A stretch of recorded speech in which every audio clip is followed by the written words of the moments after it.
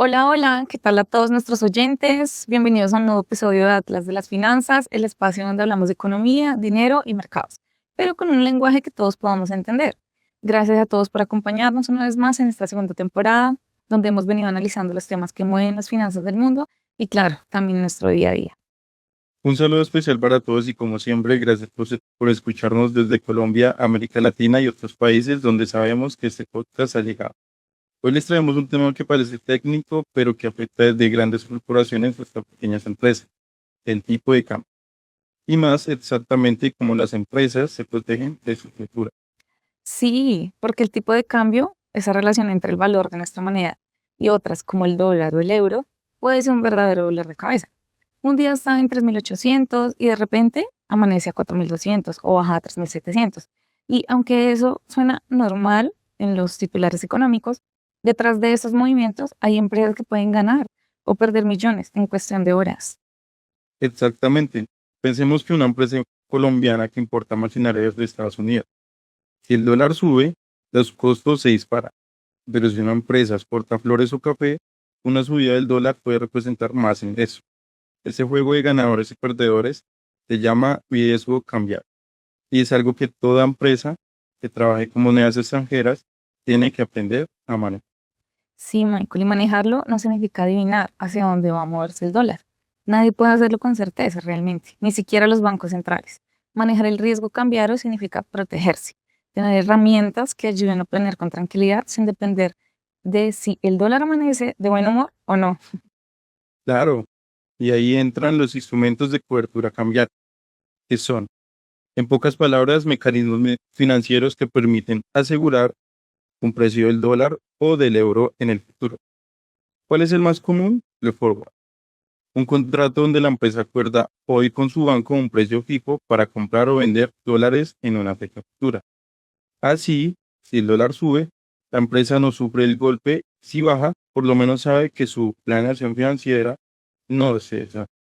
Sí, también están los futuros, que funcionan de manera parecida, solo que se negocian en bolsas de valores, y los swap, que son los más complejos, porque estos permiten intercambiar flujos de dinero o de tasas de interés entre dos partes. La idea de todos estos instrumentos es la misma, al fin, darle la estabilidad a una empresa en medio de un mercado que nunca deja de moverse. En Colombia, por ejemplo, hay empresas que usan coberturas desde hace años. Compañías del sector enérgico, de transporte o de alimentos firman contratos en dólares todos los días y no pueden correr el riesgo de que el tipo de cambio los desestabilice. Incluso muchos primes han empezado a usar forwards o swaps a través de sus bancos para protegerse, sobre todo las que exportan. Oye, y eso es clave, porque una de las cosas que más afecta a las empresas latinoamericanas es precisamente la improvisación.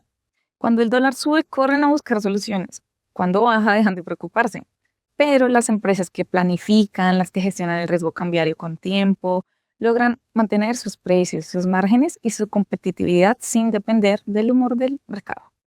Y lo mejor de esto, Lady, es que no solo se trata de grandes corporaciones. Una empresa pequeña también puede protegerse, sobre todo si tiene ingresos o deudas en dólar. El riesgo cambiario no distingue de tamaño, todos están. Oye, y hablando de exposición, hay algo muy interesante. Muchas empresas no se dan cuenta de que tienen riesgo cambiario hasta que ya es tarde. Por ejemplo, una compañía puede tener contratos en pesos, pero si su proveedor ajusta precios en función del dólar, indirectamente ya está expuesta. O si tiene préstamos en moneda extranjera, aunque sus ingresos sean locales, ya tiene un riesgo importante que debe administrar. Lady, ahí es donde entra la parte más estratégica, la gestión del riesgo. Eso implica analizar los flujos de ingresos y egresos, que identifiquemos qué proporción está en dólares o en pesos y así diseñar una política interna que defina cuándo y cómo cubrirse. Algunas empresas usan coberturas parciales, otras totales. Depende del tipo de negocio, del horizonte de planeación y claramente del costo de cada esto.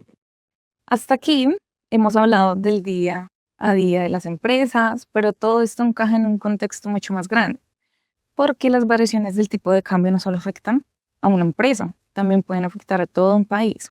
Y justo ahí entra el Fondo Monetario Internacional, con un informe que acaba de publicar titulado Risk and Resilience in the Global Foreign Exchange Market, Ese informe analiza cómo los movimientos bruscos del tipo de cambio se han convertido en una de las principales fuentes de inestabilidad financiera en el mundo. El Fondo Monetario Internacional explica que los mercados de divisas, también conocidos como mercados forex, se han vuelto más grandes, más rápidos y mucho más interconectados que nunca. Hoy se mueven más de 7 billones de dólares diarios en transacciones, imagínate, lo que significa que cualquier evento, una crisis política, una decisión de tasas de interés o una guerra pueden generar efectos en cadena que se sienten en todos los continentes. Sí, ese es el gran riesgo. El sistema financiero global se ha vuelto tan interdependiente que un problema en un mercado cambiario puede contagiar a otros, afectando la liquidez, los flujos de capital y hasta la estabilidad de los bancos. Por eso el Fondo Monetario Internacional plantea la necesidad de construir lo que se llama resiliencia cambiaria, o sea, la capacidad de resistir a las fluctuaciones sin que el sistema se desestabilice. Claramente, Ley. Es por esto que este informe recomienda 3 acciones centrales para lograr.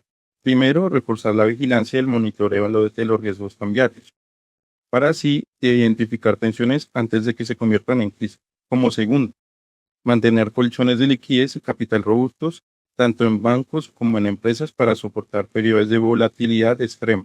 Y como último, el tercero, fortalecer la infraestructura tecnológica y la ciberseguridad de los sistemas financieros, porque una falla técnica o un ciberataque puede amplificar el impacto de un evento cambiario.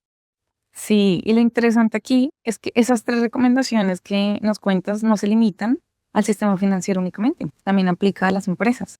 Por ejemplo, una compañía resiliente es aquella que monitorea sus riesgos, que mantiene sus reservas, que invierte en tecnología y que se prepara para escenarios adversos. En el fondo, la resiliencia cambiaria de un país depende también de la resiliencia de sus empresas. Exacto, Ley. Y el Fondo Monetario Internacional es muy claro en esto. Los países que promueven educación financiera, prácticas responsables de cobertura y políticas macroeconómicas estables se enfrentan mucho mejor las crisis internacionales. Esto no se trata de evitar que el dólar suba o baje, sino de tener la fortaleza suficiente para que ese movimiento claramente no te tunde. Sí, así que si tu empresa depende del dólar o de cualquier moneda extranjera, la lección es clara. Planifica, analiza, usa instrumentos de cobertura y mantén una estructura sólida.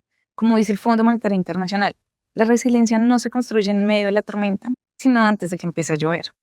Sí, Lady, me parece increíble. Con eso cerramos este episodio. Protegerse del tipo de cambio no es una cuestión de suerte, sino de estrategia. Las empresas lo entienden, no solo sobreviven, sino que se fortalecen y ganan competitividad.